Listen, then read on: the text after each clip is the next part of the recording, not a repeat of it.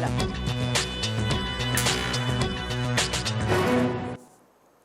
Bonsoir et bienvenue dans l'Africa Newsroom, votre émission quotidienne de décryptage de l'actualité africaine en direct. Et en cette semaine spéciale Cameroun, notre dossier du jour sera consacré au poivre de Pendia. Au sommaire également, une transition à partir du 20 décembre 2016 et sans le président Joseph Kabila.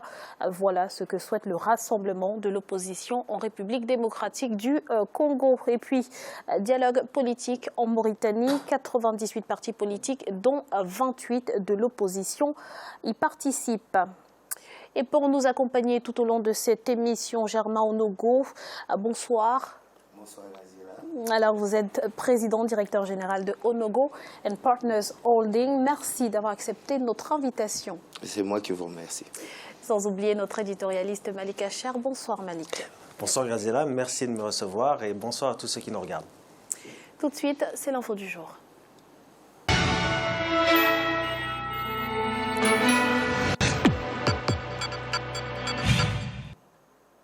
En République démocratique du Congo, le rassemblement de l'opposition était réuni en conclave ce mardi. L'idée était d'aboutir à une nouvelle proposition, un document qui reflète ce que veut l'essentiel de l'opposition, qui a refusé jusque-là de participer aux pourparlers en cours avec le pouvoir. Bilan et conclusion avec Maria Madramé, on en parle juste après. Fin ce mardi 4 octobre à Kinshasa du conclave de rassemblement des forces politiques et sociales acquises au changement. Sous la direction d'Étienne Tshisekedi, son président, il en est sorti plusieurs résolutions qui dans l'ensemble s'opposent au consensus qui se dégage au dialogue en cours, qui se tient sous la facilitation d'Edem Kodjo. Pour le rassemblement des forces politiques et sociales acquises au changement, à partir du 20 décembre 2016, M. Joseph Kabila ne pourra plus engager la République démocratique du Congo tant à l'intérieur qu'à l'extérieur du pays. Tout en rejetant le dialogue qui se tient en RD Congo, le rassemblement soutient la convocation du dialogue conformément à la résolution 2277 des Nations Unies. Pour le rassemblement, les 10 dialogues mettront en face d'une part les délégués au dialogue actuel et le rassemblement de l'opposition.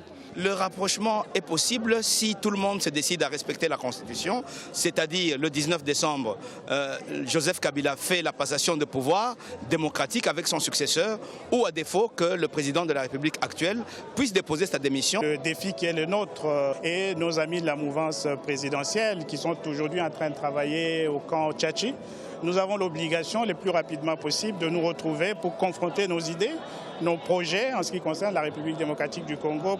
Ce conclave va aboutir à donner l'espoir à tous les Congolais, c'est de gauche et c'est de droite, à l'avenir, à tous nos partenaires, que l'avenir du Congo est certain.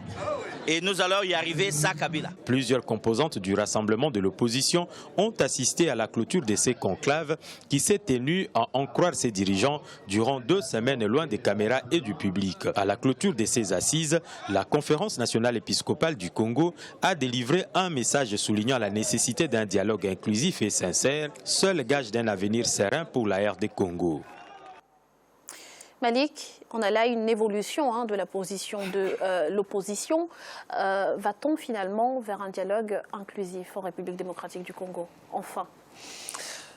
Je l'espère, mais je doute que l'opposition et le pouvoir arriveront à se concilier sur justement une date de l'élection et justement sur le devenir du processus électoral. Je suis assez sceptique. Quand je vois cette opposition rassemblée, cela fait plaisir parce qu'il y a cette volonté d'être à l'initiative, il y a cette volonté de ne pas être résigné. Ce qu'il faudrait, à mon sens, c'est essayer finalement déjà de se positionner sur une candidature unique. Parce qu'on sait très bien qu'il sera difficile pour l'opposition d'aller en ordre dispersé à cette élection. Une seule figure de poids, je pense, peut essayer de, battre Joseph Kabila. Alors ça ne veut pas dire que Joseph Kabila n'a pas le droit de se présenter. Ce qui est dommageable, c'est de voir le président finalement entretenir le flou autour de cette question de son élection, de sa candidature. Il a entretenu le flou pendant plusieurs mois. Dès le début de l'année 2016, il faisait mystère de son avenir politique. Et cela a créé un peu le flou, justement, au sein du pays. Donc, je dirais qu'il y a une part de responsabilité aujourd'hui de Joseph Kabila, notamment dans la clarté que l'on peut, je dirais... comment dire, il y a un problème de clarté dans cette élection parce que lui seul finalement sait le jour de l'élection parce qu'il veut justement réviser le fichier électoral. Très étrange, il aurait pu le faire bien avant. Alors cela fait des mois que l'opposition pose ses préalables. Y a-t-il des chances qu'ils soient acceptés cette fois-ci? On pense par exemple à la libération des prisonniers politiques. Je pense que ça serait un bon signal de la part du pouvoir de libérer certains prisonniers politiques. Maintenant, j'ai l'impression qu'on attend toujours les élections pour entamer ce genre de démarche. Malheureusement, le pouvoir est toujours à ces décisions-là au moment où il est justement sur le point de recul, au moment où il ne peut pas justement avoir d'autre choix. Donc je suis très, très étonné qu'on parle de libération des prisonniers politiques parce qu'on peut parler de cette question bien avant. On n'est pas obligé d'attendre l'élection présidentielle pour parler de cela.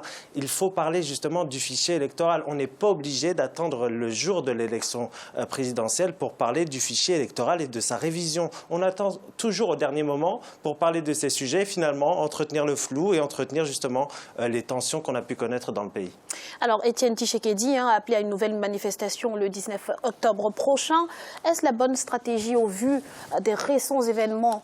La situation ne risque-t-elle pas une nouvelle fois de dégénérer?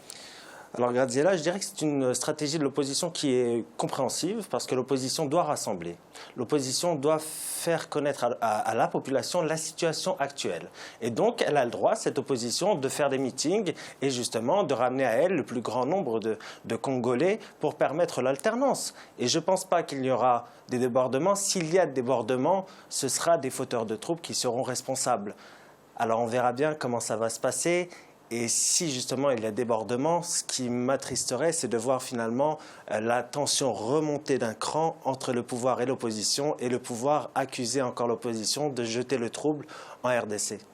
Alors une question que les observateurs se posent, c'est quel sera le rôle de l'actuel chef de l'État, le président Joseph Kabila, après le 19 décembre 2016, date officielle de la fin de son mandat. Que prévoit la Constitution congolaise en ce sens? Si l'on s'en tient à la Constitution, normalement, il y a les élections qui doivent être convoquées.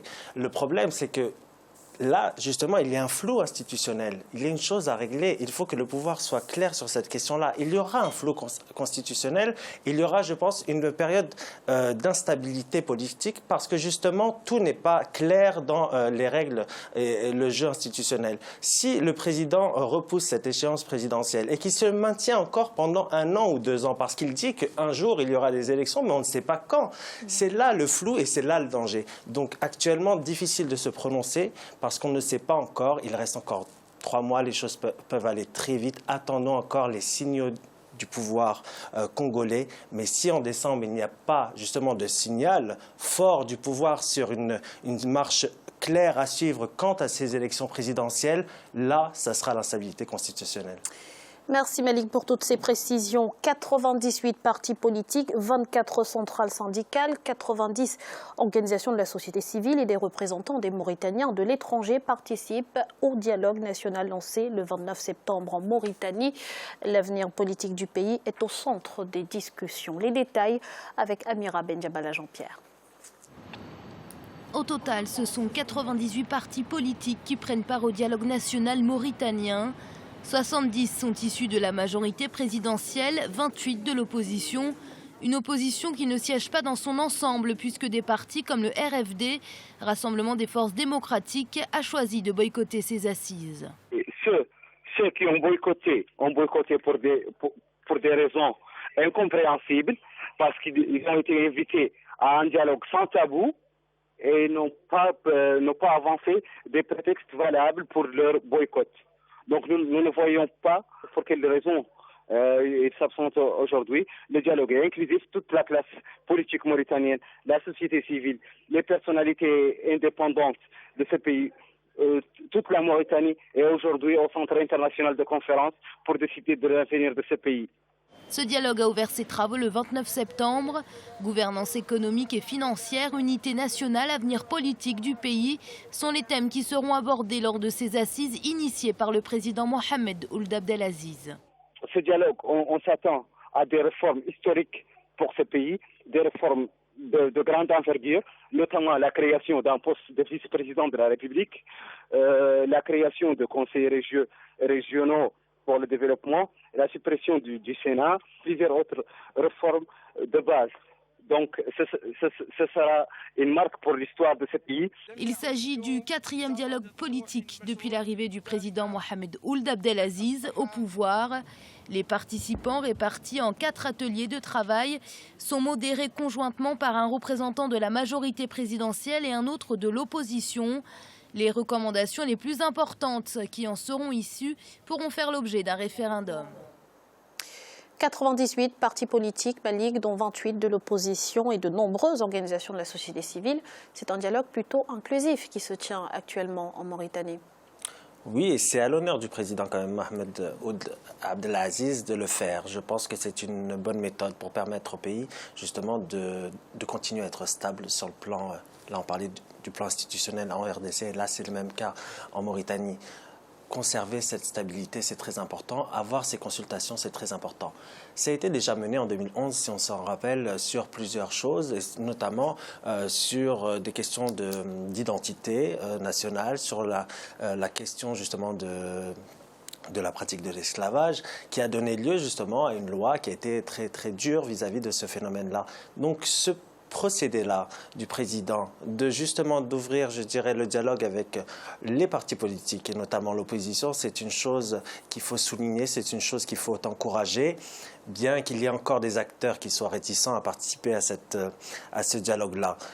La Mauritanie est un pays qui a réussi quand même depuis 2008 à se stabiliser, notamment sur le plan sécuritaire. Et on a besoin d'un État comme la Mauritanie, un État qui soit fort et qui permette à la région de se stabiliser. Nous connaissons les problèmes sécuritaires qui se posent et donc nous n'aurons que stabilité sécuritaire que si nous avons stabilité politique et le président mauritanien s'y attelle. Alors la communauté non arabe se dit mise à l'écart de ces concertations. Comment l'expliquer ? Alors c'est très difficile quand vous avez des pratiques qui datent depuis longtemps, même si la loi est là pour être sévère par rapport aux discriminations. Malheureusement, il y a une partie de la population qui se considère comme mise à l'écart. Et pourtant, on ne peut pas dire que c'est une mise à l'écart qui est, je dirais, du fait de l'État. Parce que l'État a réellement cette ambition de fédérer tous les Mauritaniens, quelles que soient leurs origines ethniques, et ça, il faut le rappeler. Alors, bien évidemment, vous aurez toujours des pans de la société qui seront un peu marginalisés ou qui vont se considérer marginalisés. C'est un processus très long. Je pense qu'il y a un processus qui est plutôt positif en Mauritanie, et c'est, je dirais, pas à ignorer, mais à modérer. Alors, les enjeux de ce dialogue, donc vous l'avez dit, sont essentiellement politiques. Quelles sont les réformes pressenties? À quoi peut-on s'attendre? Alors, si l'on regarde bien, c'est des réformes profondes, notamment la suppression du Sénat. Alors, il y a beaucoup de pays qui s'attellent à cette suppression parce qu'on pense que cet organe est toujours un peu inutile au sein de certains pays. Et donc, ce Sénat serait remplacé par des conseils régionaux qui seraient finalement une bonne décision. Pourquoi pas? Parce qu'on serait dans un État qui se décentralise davantage, un État qui est plus près, qui soit plus près des populations. Donc, il y a cette grande réforme. Il y a aussi d'autres réformes qui sont liées, je dirais, à l'unification encore plus, justement, des Mauritaniens, à l'unification de tous les Mauritaniens selon leur diversité. C'est une bonne chose. Mais il y a quelque chose qui pose problème en ce moment, et vous l'avez sûrement vu, c'est que certains partis de l'opposition pensent que derrière ces réformes-là, il y a cette volonté du président de se présenter encore pour un troisième mandat. Je pense que c'est c'est un argument qui est infondé. Quand on appelle au dialogue sur des questions précises, on vient à la table et on discute de cela et on apporte justement sa contribution pour permettre au pays d'être stable. Si on essaye de faire valoir une autre chose ou d'argumenter sur notre voie qui ne se pose pas, je pense que ce n'est pas positif pour l'ensemble de la Mauritanie. Merci Malik pour toutes ces précisions. Nous allons à présent marquer une courte pause. On se retrouve dans quelques instants pour la suite de l'Africa Newsroom. A tout de suite.